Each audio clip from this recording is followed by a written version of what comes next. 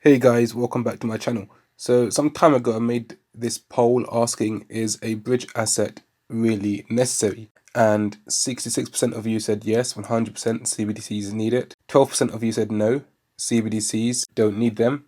And 23% of you responded, I don't really know. So I'm going to answer this question in this video. Let's take a look at some of the main ways CBDC interoperability can be achieved.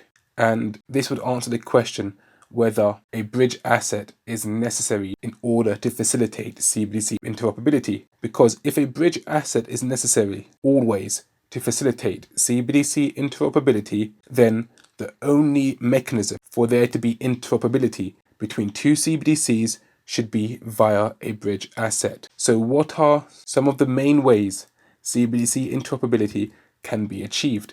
Here are some methods that can facilitate CBDC interoperability. An intermediary token.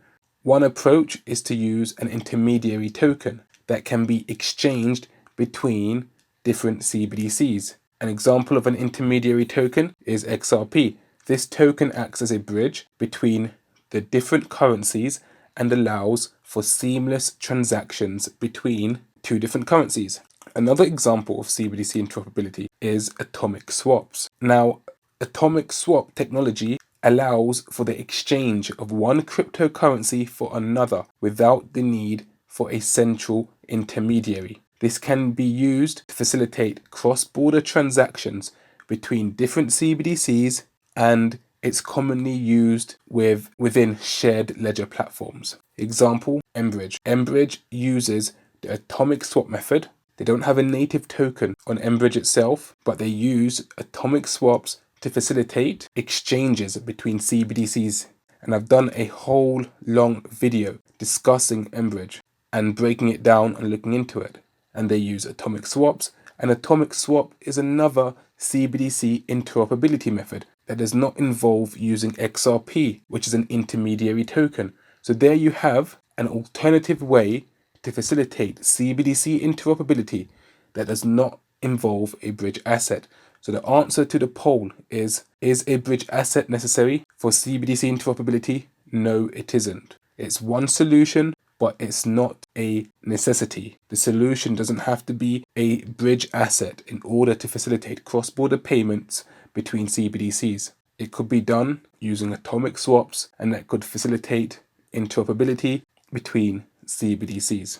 Another way for CBDC interoperability is via interoperability platforms. And this is another approach using interoperability platforms. These platforms allow for different CBDCs to communicate with each other and facilitate cross-border transactions. An example of this is the Swift's CBDC interoperability solution.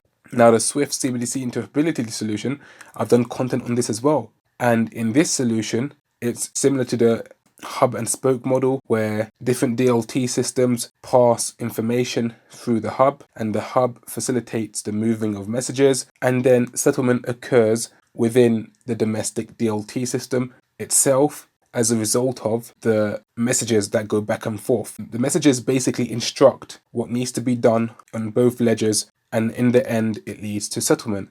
And in this method, there is no bridging asset. If anything, if you want to call the bridging mechanism in this method, it's not a token in and of itself. The bridging mechanism is the hub. Whatever the hub is, whether it's the transaction manager in the Swift solution, if you're looking at the project Icebreaker, they had their own hub in that solution as well. And if you go back to the atomic swap method that I just explained, the interoperability solution there, if there is going to be the method in which interoperability occurs, it's via the smart contract within atomic swaps. That's the intermediary. It's not actually a token, but it's a smart contract. So not everything requires a token. So far, I've given you three solutions.